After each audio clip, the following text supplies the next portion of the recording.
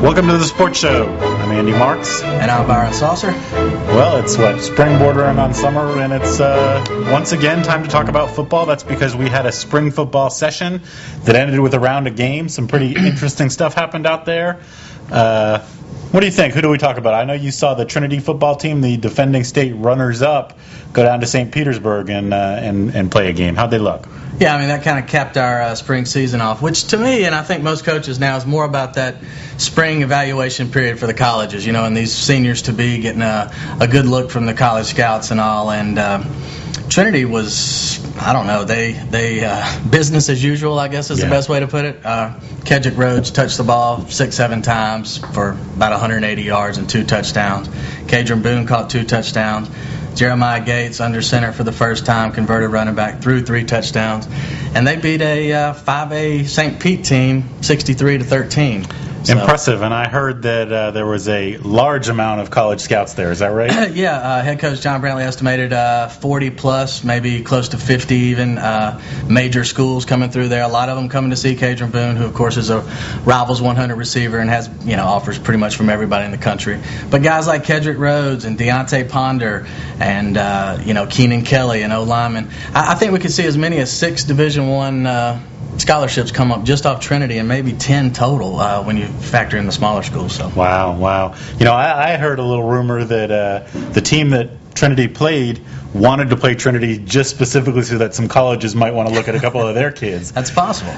Which tells you something about how Trinity has risen. One question I've got about Trinity that I think a lot of people are wondering, who's going to be under center? It seems like there's not a lot of names being thrown around. Yeah, Gates, as I said, had a nice coming out party. Although he'll be a junior. He's a good linebacker and running back. Good athlete, yeah. They hate to lose him there. But he ran the offense very efficiently. Dominic Landry came in. He'll be a sophomore in the fall. He looked very good. And, of course, Chase Tootin, Rick Tootin's son, transferred over from Forest. He wasn't eligible to play in the game. But as I understand it, during spring practice drills, which he could participate in, it was he and Gates kind of head and head is what I heard off the record anyway. So we'll have to wait and see. Gates, of course, is a phenomenal athlete, and Tootin has always been a standout as he's risen up through the ranks at the youth level. Mm-hmm. Got those football bloodlines, so they're both certainly players to watch. There are a lot of other teams to watch in this county. We can talk about all of them. The one game that I saw was Bellevue playing over at Lecanto. Right. Bellevue has had a couple of off years, which is atypical for that double wing Mukbo set they have going over there. I got a feeling they're going to look better again this year. Their trademark has always been nice little running backs and a big beefy line, and they've had the running backs the last couple of years, but nobody really may be blocking for them. But their line looks like it might be back. The other interesting thing about that game is they had some playmakers, not just running. Their quarterback, Colton Howell, had a couple of long touchdown passes to Cameron Mitchell and Alex DeLeon, who's another one of those kids that I think might turn up on your Division I think so. Scholarship list. Team to watch. They got a tough draw as far as district goes. They have to deal with Eastside and North Marion. Is that right? Yes. So and Lake Weir? Vanguard. So all solid athletic teams in that district.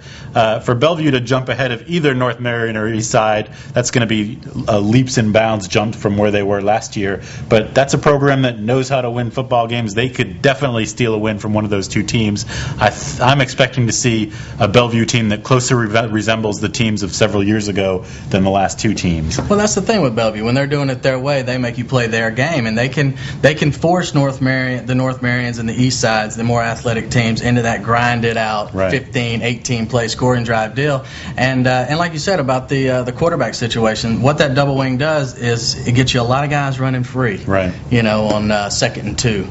So if he can hit those passes and they got some beef up front, I'm with you. I think Bellevue's got a shot to come back in a big way this year. One thing you can always be sure of when it comes to Bellevue is that nobody out there is excited to play them. Nobody wants to try and defend that system.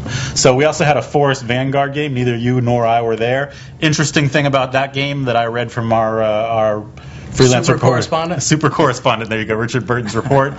They had some in the teens amount of current freshmen and rising sophomores out there playing meaningful minutes and meaningful positions. Yeah. So Forest, which won that game, although it was a close game, Forest is going to be a young team. Yeah, and I think David Hodges is okay with that. I think because he finally has his guys in place, and he's losing some talented seniors, certainly. But I think they feel good out there, and I think Alex Castaneda has gone into Vanguard with the approach that if I need to completely rebuild, I'm willing to do that. Right. So we'll have to see. I think both schools could go either way. Right. Of course, Forest has to go up to the 6A level, has to go up to Jacksonville a couple of times this year. So we'll see. I think certainly they could do some damage, though. Vanguard is a team in a school that traditionally has athletes. Castaneda is a coach that knows how to use those moving parts and score points, and if nothing else, churn out exciting football. So this is not going to be another hapless 0-10 Vanguard team. You hate to say that, but it really is what it was last year.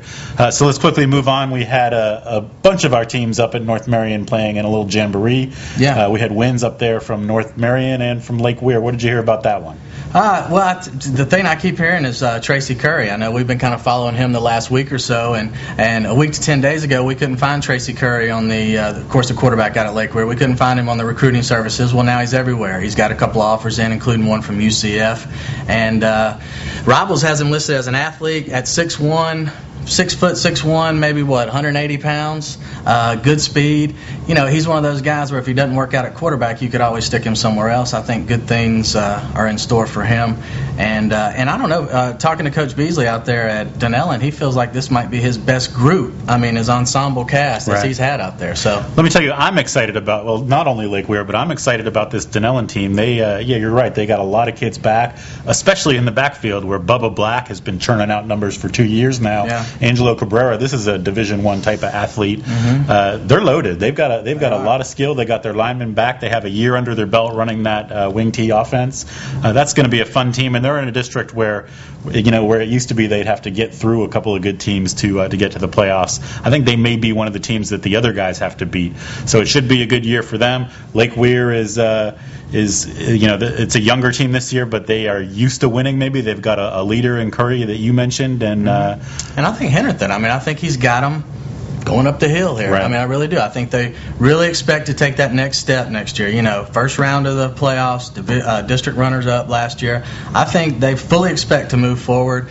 And, who can argue with Mark Henderson? He's done it at Trinity. He's doing it over at Lake Weir when everybody said he couldn't do it. So I'm with you. Of course, to the Colts, the homestanding Colts up there, it's business as usual for those guys. Craig Damon and his staff just reload every year. They have those guys ready to go, and it looks like the same thing. We saw some young talent out there last year, in Sean Price and Jamie Gilmore. Jamie Gilmore, thank you. LaTroy Pittman. LaTroy Pittman. All these young guys over there are going to take the spots of the Eddie Rockers, and just like the Eddie Rocker took Albert Gary's spot the year before, and it just, they got Chucky Looney back at quarterback for a senior, 3-year starter. So, anything's possible up there. And on defense, one player I'm excited about who didn't play last year is Brandon Carr. I think he's going to be the next coming of LaRoyal Beard, and he'll be a tear-you-up kind of linebacker.